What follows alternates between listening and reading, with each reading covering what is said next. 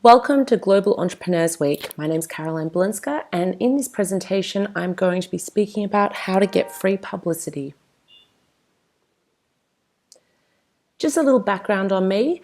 As I said, I'm Balinska, and I specialize in e-commerce growth, and that means that I help e-commerce stores, online stores get more conversions and more leads to their website.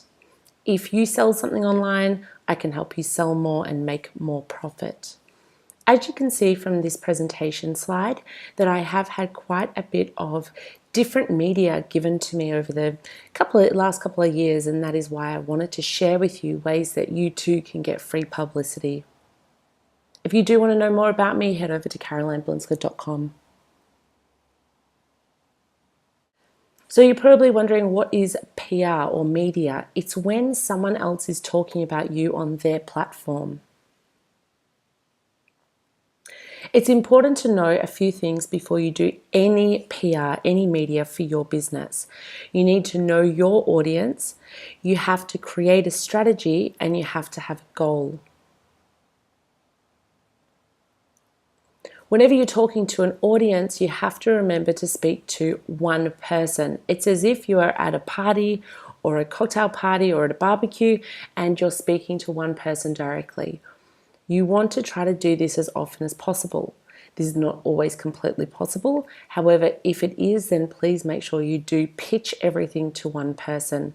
This includes when you're pitching to the journalist, or when you're pitching, or when you're selling yourself, promoting yourself to the actual audience in mind. When you think about your audience, think about their age, what sort of magazines they read, what sort of things they like to think about, why they are willing to buy what you're selling, what else they buy, including the things that you're selling, but what else are they purchasing. You always have to have a strategy and goals in mind. Only do what's going to give you results. I always say that the reason why people don't succeed, and I see, not only say this, but I see this all the time, is that they're not strategic and they're not sticking to their goals. They're going around and doing a little bit of everything. One person told them to do this, another person told them to do that. They thought they'd try out this, then they thought they'd try out that. And they're not sticking to any sort of strategy or goals. They're running around chasing their tail and never getting anywhere. I always say stick to the 80-20 rule. If at least 80% of what you're doing is strategic, then you'll go very far with your business.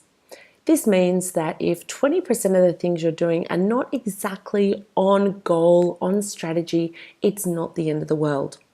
So if you have a strategy in mind and you say, okay, I want to get in front of 1,000 people in the next 6 weeks that are my exact target audience, and I'm going to do that by only doing podcasts, or I'm going to give away X amount of free products in that time period, and you're doing the 80-20 rule, means that you're doing everything along those lines. At least 80% of your time is spent doing that. And then along the way, if things come up that maybe a friend or maybe a different journalist says, hey, can you come on my show, or can I put you on my podcast, or can I write an article about you, and it's not exactly on strategy, that's okay, because you're still going to pick up some credibility, you're still going to pick up some new business, you'll still have a few things, or just at least people noticing you along the way. But 80% of what you're doing, you should be sticking to the strategy that you've decided on before you go ahead and do anything at all when it comes to getting media or publicity. Now, I just want to show you this. This is the benefits of media and in the different types of media that you can get. You can see across the top we've got guest posts, bloggers, promotions, podcasts, magazines, and TV. And down along the left-hand side, you can see there's control of content, volume of opportunities, list building potential, attracts premium clients, and credibility. As you can see from that chart, this is just a general idea. The last two, magazines and TV, which is traditional media as we now know it. Traditional media is not great for content control or very much opportunity these days, with more and more magazines getting closed down, and list building potential makes it a little bit hard because it's offline in the traditional sense. It's not all that great at attracting premium clients because the clients are, when it comes to TV, it's more general clients, and then when it comes to magazine, then they're picking up the magazine and putting it down. So it makes it a bit difficult to get them across to your website or across to your business. But as for credibility, it is very high if you can get into magazines and TV. So don't dismiss that altogether. Then you can see that guest posts, bloggers, promotions, and podcasts they weigh up a variety of different ways. Control over content with podcasts is not as high as when you're doing a guest post. List building potential is not as high with podcasts as it is with guest posts or bloggers promotions, and the reason for that is because a podcast is still offline. People usually listen to that when they're running or they're taking their kids for a walk in the park or something, and to get them back to your website is a little bit more difficult, but I'll give you a few tips on how to make that a little bit easier for you. And whereas guest posts and bloggers promotions, those people are looking at a website post and they can click straight through to your website. Credibility is not so high on guest posts and podcasts as it is for bloggers promotions, because bloggers promotions are usually the case of a blogger building up an audience over a time period, and then they are promoting you, which means if they have got a loyal audience and they are promoting you, the blogger has more credibility to that audience, which gives you more credibility as well. Now, podcasting and guest posts can be great for credibility in some ways. I recently did a podcast which was unlike other podcasts I've done. Most of the podcasts I do are just interviews. However, I did one recently that was more of a case study where I helped out the actual podcaster who had a great audience. I actually consulted him in his business, and he put me on as his consultant and more of a case study of his business, telling people what we had gone through and giving real information of what we had just gone through in the couple of hours prior, which gave me a lot more credibility. So it doesn't mean that you're never going to get great credibility. It really depends on the style of the podcast or the guest post, and same goes for everything actually. If you sound, the more credible you sound, the more credibility you're going to get along the way. So just to explain these to you, guest posts can take some time to be pitching. The reason for this is that if you want to, so a guest post is when you are written up on, say, entrepreneur.com or Huffington Post. If you need to pitch to those platforms, then you need to make sure that each time you pitch, it's completely unique. So if you've got an article about the latest push bike that's just come on the market that you're selling, you don't want to go forward to every single magazine and place that you can guest post and just say, hey, this is the story, and write it out exactly the same. You want to go to each of them with a slightly different angle, and that's based on their exact audience. So if it was entrepreneur.com or if it was Huffington Post, you're going to pitch slightly differently, as Huffington Post is more of a general audience and Entrepreneur is more for entrepreneurs. So you'd want to make sure you put that in your pitch as well. So it can take some time to get each one really unique. But once you do that, and if you're in some situations like myself, I actually write for Huffington Post, and that's after my original pitch. Then now I can just put forward any article I want to, any post at any time, and it goes straight onto their platform, so I don't need to wait for them to authorize anything anymore.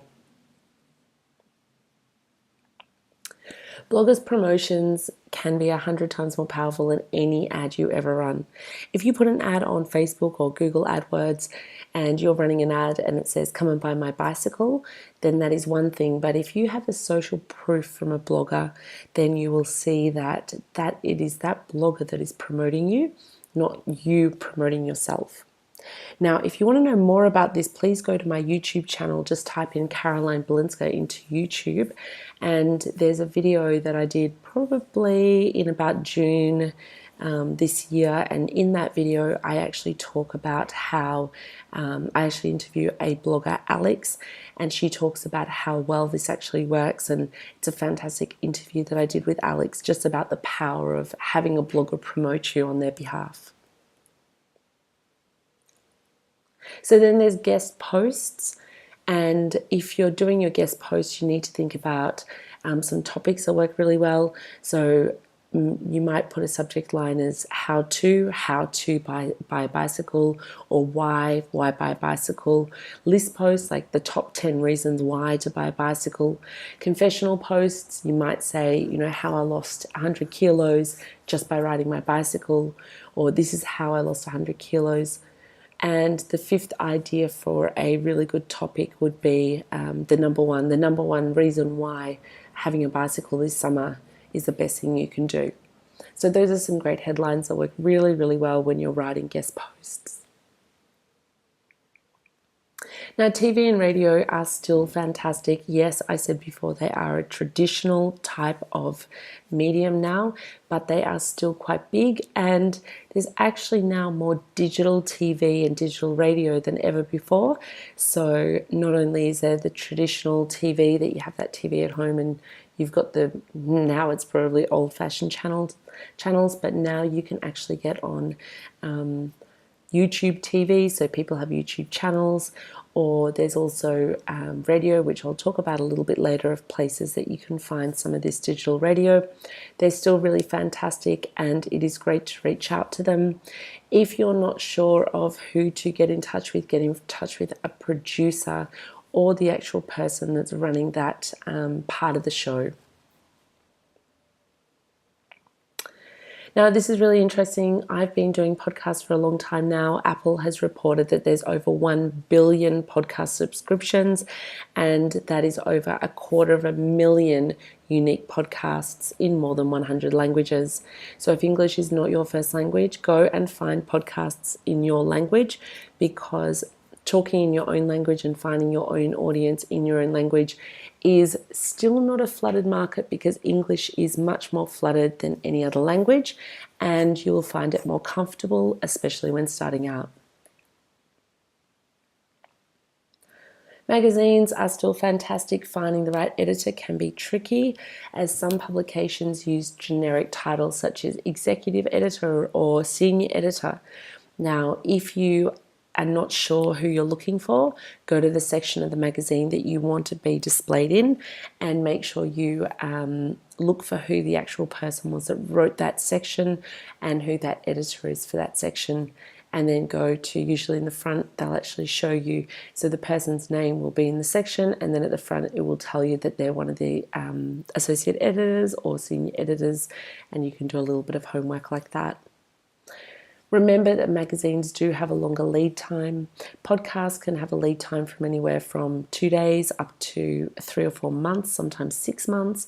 Magazines can easily have a lead time of 6 months. Bloggers' promotions are usually anywhere from a week to 6 weeks. It really depends on what you're doing. Television, again, it depends what the show is. It can be anywhere from the same day when you're talking about panel discussions or live TV, or anything up to 3 or 4 months down the track. I've done this in US important dates. Depending on what business you're in, you might need this one, or you need to look up important dates in your country. This is just giving you an idea of some of the dates that you should be looking for media from, and not worrying about days like Valentine's Day and Mother's Day, as those 2 days are the most flooded days of the year, and they're the hardest days to actually pitch for. So have a look for other days that you could actually work your product into. Let's say, for instance, we've got there St. Patrick's Day. You might be selling bicycles. You can talk about a green bicycle that you've just had brought in. Or you might be talking about bicycles and there's World Cancer Day on the 4th of January. Maybe you can talk about how health is very important when you're going through cancer. So think outside the box. Don't keep on thinking just about, these main days, and think about how your business can actually fit into a different day of the year for media.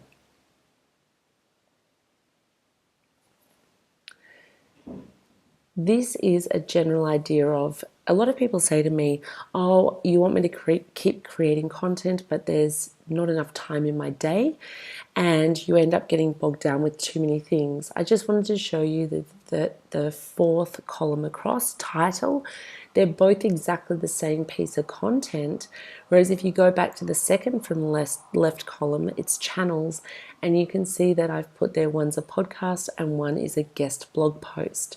So don't think that because you are doing different types of media that you have to create different types of content. You can easily create the same sort of content for all of them, and we could go down and put a channel there saying magazine, and it can still be 11 fascinating ways to making money online, and we can still talk about the same sort of thing, but they're on different platforms, different channels, so you can have the same topics, and you can spread it across different areas of your media. Now, here are some tips when you're getting free PR, so publicity or media. Research where your competitors are getting their media first. So go and find out who your competitors are, find out where they're actually being found, and the easiest way to do this is going to their websites first and finding out if they have a media page on their website, because a lot of, especially if your competitors are big companies, they'll have a page with, this is where my media is. As you saw from the start of this actual presentation, I showed you exactly where my media is. If you go to my website, you'll also see those media icons, so you can easily find out where I'm getting published, and then you can find out if you can get published in those same places. Also, just go to Google and type in top 50 blog posts for bicycles, or top 50 podcasts for bicycles or fitness people, and find out what comes up. You'll be very surprised how many different blog posts you'll find that are talking about your topic, and podcasts that are talking about your topic. Research the top bloggers talking about products like yours. So also just start to think, okay, well, on Facebook, do I know a blogger? Or on Twitter, do I know a blogger? And have a look at who is actually talking about products like this. So you might want to type into Google not just top 50 blog posts for XXX. You might want to type in blogger bicycles, or blogger if you're selling hair care equipment, bloggers, hair care equipment, or beauty products, and start to see what's showing up when you start to research bloggers in the same industry as what you're selling in. Go into your iTunes account, and up in the top right-hand corner, there should be a button that says Top Podcasts. And when you click on that, you should see industries. So it should be broken down into marketing, business, fitness, I think fitness or lifestyle. And then there's many other, spirituality, religion, things like that as well. When you're choosing where to put your media, where to get media, think of it as a mixture of your Alexa ranking for that media platform and the target audience. So don't just think, well, this platform gets 10 million views a minute and that you have to be there, because if your audience is not there, then it's going to be a waste of your time. So just because they're getting a lot of ranking doesn't mean it's going to be the best place for you. So mix it up and just make sure that there's a good mixture of, they want to be getting media, they want to be getting traffic, but it has to be your traffic. I would actually prefer it if you go to an audience, if you go to a platform that has a smaller audience but is very, very targeted to people specifically looking for what you're selling. Next, I want you, once you've been doing all this research, I want you to write the list of your top 20 media places where you want to appear. So just write a list for now, put them on a list and put 20 places down. You can put less, but 20 is a good number. Don't put more, whatever you do. I don't want you to put more at this stage. I want you to put a maximum of 20. So for me, it will be Huffington Post, Entrepreneur Magazine. Where do you want to get media? Where are the top places that you want to get attention? Now, once you've written that list of 20, I want you to now write another list of another 20 places where they're not as good as that first 20, but this is going to be where you're going to start. So keep that first list of 20 aside for now, because if you've never done media, the last thing you want to do is go straight for the top, because if you mess up with those places, you'll probably never get another chance. So now go to your next list of 20. It might be 20, it might be 30. You really don't need more than that. Go and find this list of 20 or 30 places and start with those. So go forward and say, hi, my name's Caroline, and I would love to be on your website, on your podcast, whatever that might be. Once you've gone through those 20 and you've had at least some of them put you up on their website, maybe you've had to wait for the podcast to come out, then you can go back to your first list of 20 and approach them and try to appear on their actual media platforms. You also want to find some joint venture partners who have your audience. So these are people that are not your direct competitors. If you're selling push bikes, you might want to go forward to places that are holiday destinations that are big for cyclists. Or you might want to go forward to people that sell helmets. Think about who you can join up with and they already have your audience. And look outside your industry for media opportunities, because just because your industry might be selling bicycles, think outside your industry. For instance, BMW make a push bike now because they realize that so many people who bought BMWs were also wanting bicycles, so they sell bicycles as well. So look outside your industry for different media opportunities available. Now, before you contact anyone, any bloggers or any media platforms, make sure you research them first. Read or listen to some of their podcasts or their blogs, like them on social media, and comment on their current content that they have. So the whole idea is you just don't want to come up from nowhere and approach them, because they're going to say, who the hell are you? So make sure you do your research. I'm going to show you on the next slide what you need to do once you know your research. But you also need to read or listen to what they're already doing, so then you know what you're going forward to them with, and you need to like them on social media and follow them. And what I like to do as well is start to comment on the content they've already created, because chances are if they've created content, probably your audience will like what they're writing already. So if we're talking about push bikes and you find a blogger that talks about the latest bikes that are on the market, then start sharing their content with your audience of other stuff that they're writing about. It might be locations to go, a bike race coming up, other healthy things that they might be talking about, and share that and comment on those pieces of content as well. To give you a good idea, I would do this for a couple of weeks before I even approach them. So usually say 3 or 4 weeks. If you do 2 weeks, it looks like you've just, I'll just do this quickly and then approach them. But if you do 4 weeks, then it looks like you've gotten to know them and you like what they're doing, and now you actually want to approach them. So this is, just stop this slide and have a read through it. I'm not going to read through it now, but you do want to write a nice email or a message to them. So this is a good template. Hi, I've been listening to your recent podcast episodes or reading your podcast. This is why I said before that you do want to actually listen. And I'd like to compliment you on the guests that you've already had. My favorite one was XXSX, and that's because you've already listened or you've done your research and you know what they're actually talking about. So then you want to go straight in. Now keep this very, very short. Keep this to a sentence. Then go straight into, I am blah, blah, blah, the founder of or the owner of. I do this. I've been working with this for many years. I've been interviewed by blah, blah, blah. If you haven't, leave that line out.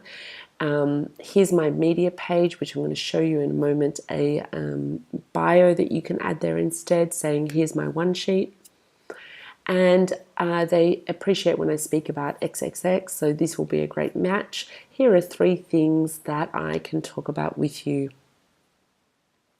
Please see my one sheet attached for more information, and then sign off. And the XXX at the very bottom, that's not kisses, that's just where you would put your name, just so you know. Okay, so this is a one sheet. I do recommend you have this made up. It's a great way for people to realize who you are, what you're doing without having to go and research you. So you attach this in the email as a PDF. You can see there it's got my name, it's got 2-3 sentences on what I do, it's got a headline, it's got where to connect with me on my social media, it's got some suggested interview topics, it's got some interview questions that people can ask, a little blurb about my program, and at the bottom I've got some of my media icons there as well, and a picture of me. So rather than emailing into a person and saying, oh, this is who I am, if you want to know more, go and find me online, this gives them something where they don't have to do the research themselves. You've done it for them. You've given them ideas of more topics. You've given them the actual questions that they can ask. So this is less homework that they have to do, which means they're more likely to actually have you on their show or on their website, because this is less work for them. I always say when I interview people on podcasts and they give me this, I go, great, less work for me to do, which makes my job easier. There is not one way to create this, so there's many different designs. It doesn't have to look exactly like this, but those are the areas that you need to cover to have it as a one sheet, but the design can be any layout that you want.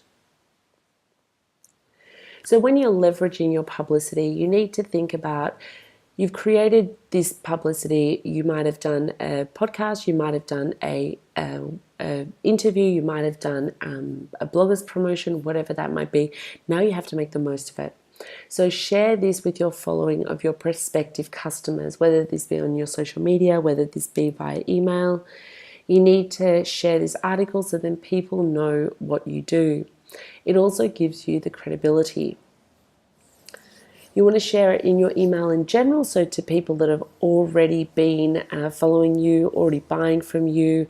You want to share it so then they know exactly what you're doing, and ask them for comments. Ask them to leave a comment. Hey, please go read this. It's my latest article. Please go and leave a comment and let me know what you think.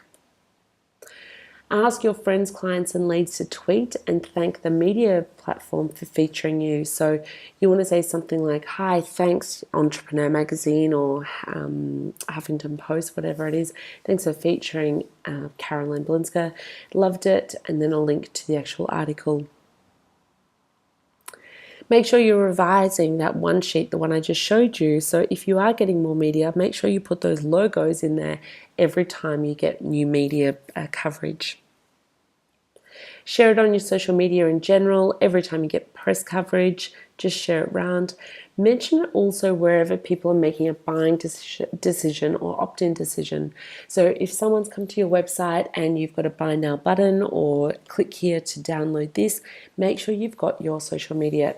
Make sure you've got your icons there that are showing people where you've had media before to give more credibility to what you're doing.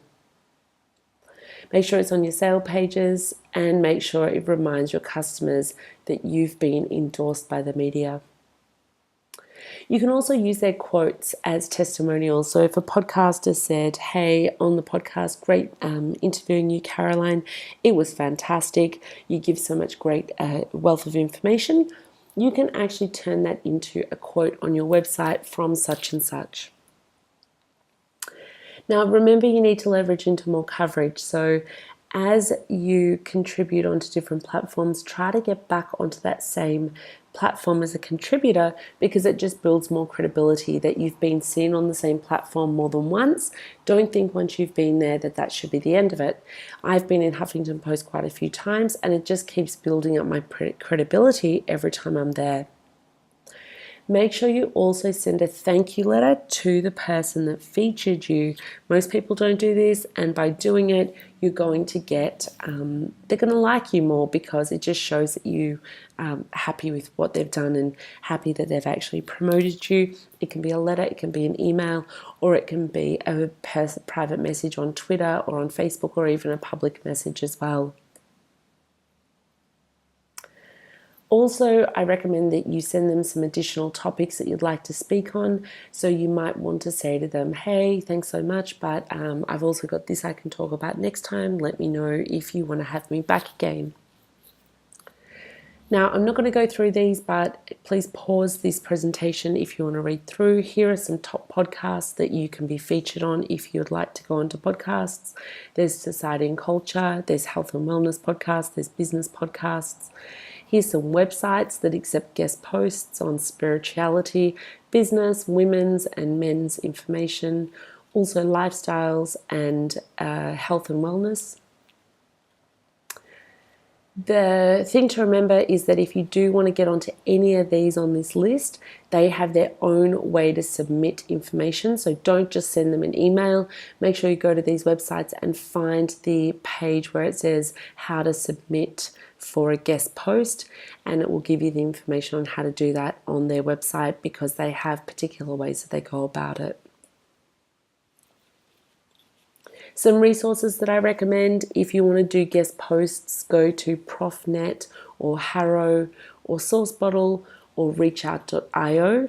All of those places you can find out how to get media. Also, if you want to go on radio, go to iHeartRadio, SoundCloud or TuneIn Radio.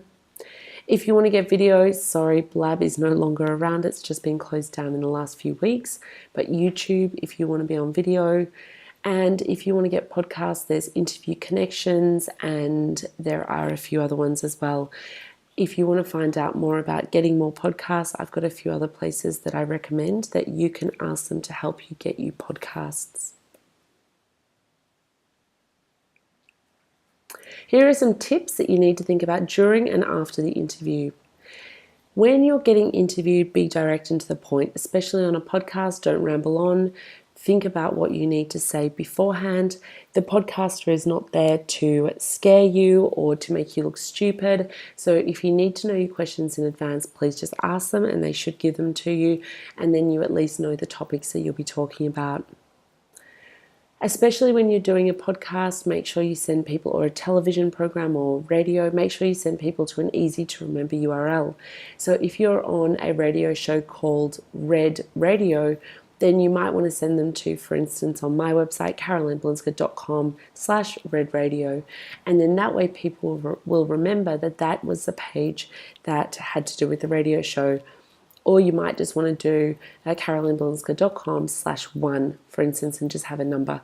Something super simple. Don't have a really long URL because they'll never remember that and you'll never get them to sign up or buy whatever you're selling them. Remember, podcasts, radio, magazines may be recorded and created 6 or more weeks in advance. So take that into account when you're doing your podcast or any interviews. This is why it's great to give away an evergreen offer, which means it's something that's available at all times, not something that goes out of date too quickly. For instance, if you have a 10% off, make sure it's a 10% off. Well, it doesn't have to be, but it's good if that 10% off is still available 6 or 12 months down the track. Because when it comes to podcasts and online interviews or articles online, these articles can be read 6, 12, 18 months in advance after they've actually been created. So it's good to have this information available to people and your offer to be evergreen, so available later on down the track. Because if it's got a date there saying, let's say you do a podcast and you say for today only and it's June, people will say, well, I'm not going to go to a website because I won't have an opportunity to get that anyway. Make sure you tell everyone about it. Don't keep it a secret. Once you actually get any sort of publicity, go and tell everyone. As I said before, when I was talking about where to share it, make sure you tell everyone. Make sure you put all the logos of the media sources on your website because it's really good to have this information so people can see the credibility. And create a great bio, which is a one sheet and an about page. So whatever you put into your about page, into your one sheet, you can put into your about page as well. Your about page is usually the most looked at page on your website. So if people are going there, you want them to be able to find out more about you, even if they have not seen your one sheet or if they have not heard all about what you're doing.